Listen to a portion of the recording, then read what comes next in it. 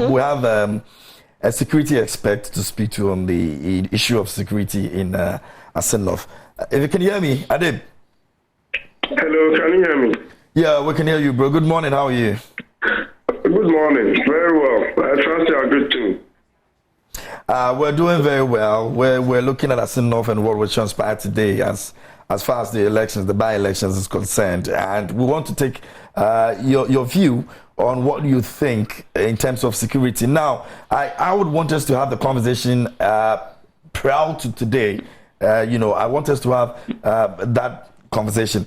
What do you think, as of 2 weeks, 1 month ago, in preparation towards this election, some of the things that may be happening in terms of security, some of the intel and some of the things that you probably even have picked up, in terms of security in Assin North? Okay, so I'm struggling to hear you because there seems to be echo in the background. Okay. But if I heard you right, you're asking me about my general assessment of security on the ground. Okay, so what if you can hear me now, is it okay now? It's better. It's Great. better, yeah. Great. So what I want to find out is the preparation towards the main day. In terms of security, what are some of the things that may have happened or may be happening prior to the elections in terms of security? Like, for example, the NPP has been there, the NDC has been there. There are several other ways. If people decide that they want to do bad, they'll plant a few things that would, at the end of the day, on the day, would favor them. So in terms of that, do you think it's a possibility, or there have been ways that we can, or we've been able to nullify all of those things? Okay, so I'm really finding it difficult because I'm hearing sounds in the background and it's interfering. So I'm not able to hear only you. I think there are some voices in the background. Okay. But to some extent, I got what you are trying to say. The situation on the ground, I must say, is a bit tensed. However, yesterday's meeting between the police and the various political actors, including the EC, eased some tensions because it gave the actors the opportunity to vent out their frustrations and their concerns and the way forward. Okay? And I think that gave us a glimmer of hope with respect to the elections happening without violence. The threats I foresaw, based on the information I've picked up from the ground, had to do with the number of metro men on the ground. There were just too many. In the name of bodyguards for party executives and other people who were there. And I think it brings back the issue of vigilance and whether indeed the political parties have lived up to their commitment to disband these groups. The second thing has to do with the trust and confidence in the electoral process. Some have had a reason to raise concern over how clean the process would be. For example, yesterday, I listened to General Mosquito on one of the networks in which he said that the roads have deteriorated in an attempt to fix them, and it makes him wonder how electoral materials could reach the area without issues. Okay, and so many other issues that has come up. But I must say, the police has been up and doing. IGP has been very well grounded. They have moved from one household to another to educate people, to exchange numbers with them, giving them the police emergency lines and all that. And I think that is really helping. And I've also seen a number of protocols as announced by the police, which I think is another giant step in the right direction. One, no police officer would have his face covered. Two, police guards of MPs shouldn't have their weapons. That is what I have heard with respect to the MPs who have, police officers as their, bodyguards. And the last thing is all police officers should be in their uniform, official uniform, with name and service number tag.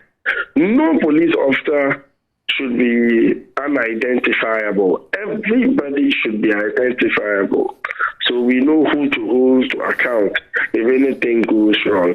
Even though the election is going to be closely contested, I am optimistic that in the end we would have a violence-free election, because the whole world is watching, by the way. Adib, so with regards to what you're saying, the kind of measures that the IGP has put in place, if this is true, then how are they going to protect or control if there's any violence? Okay, so the police officers assigned to the MPs are not necessarily on electoral business. Okay. Theirs is to protect the MPs. But there will be other officers assigned to the polling stations who will perform pure electoral functions. And so those policemen are armed, right? Right. Yes. Okay. I should think so. I don't know what protocol has been put in place, but surely there are some police stations that are more volatile than the others. Okay, and we wouldn't want. I am not a fan of giving elections a combative or military, fate. Okay, with police officers armed with AK-47 G3s or and other assault rifles. I don't really like that. For many countries like Japan, UK, and the rest, you don't see police officers moving around with even sidearms. Okay. Because they want to give it a friendly civilian face. All right. But on this occasion, depending on the threat assessment they will do on the various police stations, I think that should inform them what protocol to put in place for each police station, because they are different. Right. 800 policemen have been deployed. Is the number okay? Yes, it's okay, because the place is fairly small. It's not a huge place, and I think with 800 it's okay, and they'll be able to do their job. What matters to me than the numbers is the professionalism. I see more of quality than quantity. And I hope that these police officers are well trained, especially in de-escalation, because at these times, people become very, very belligerent. Sometimes they become very aggressive, and the police's ability to de-escalate in the face of threats, in the face of anger, etc., I think is key. If not, and I see a lot of that with some young officers who are full of youthful exuberance. Any little thing, they are chambering their rifles, and in the end things get out of control. The officers have to exercise a great deal of professionalism. They have to be apolitical, and I'm hoping that in the end they will be praised for a good job done. And I must also add something, and this is by the way, I have people on the ground who give me an hour-to-hour account of what is going on. And according to one of my sources, he's shocked at the number of land cruisers in town. That he's never known that there are so many land cruisers in Ghana, and that for every 10 vehicles, 7 might be land cruisers. And surely Ghana is a rich country. Wow. Okay. So it's quite interesting to hear this. But, when you speak about this, what most members of parliament will tell you is that once you get into power, you need to travel a lot. And so you need a land cruiser. But let's see what the future holds. But aside that, have you picked any other intelligence on the ground? Well, the intel I picked, I must say, I cannot say it on air because I I wouldn't want to create a certain situation where people might be apprehensive or might be on high alert, or perhaps might exaggerate their, fears. But I hope that the police is up and doing, and nobody would be able to succeed taking matters into his own hands. I've spoken with a number of political actors on the ground, and I must say, they still do a lot of things, like different things. But I just hope the police is able to do a good job.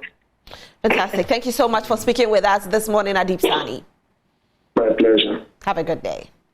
So Adib Saani is a security analyst, and we have spoken to him this morning. It's all with regards to what is happening in Assin North. Of course, today is the D-Day for their by-elections. Who becomes the Member of Parliament for Assin North?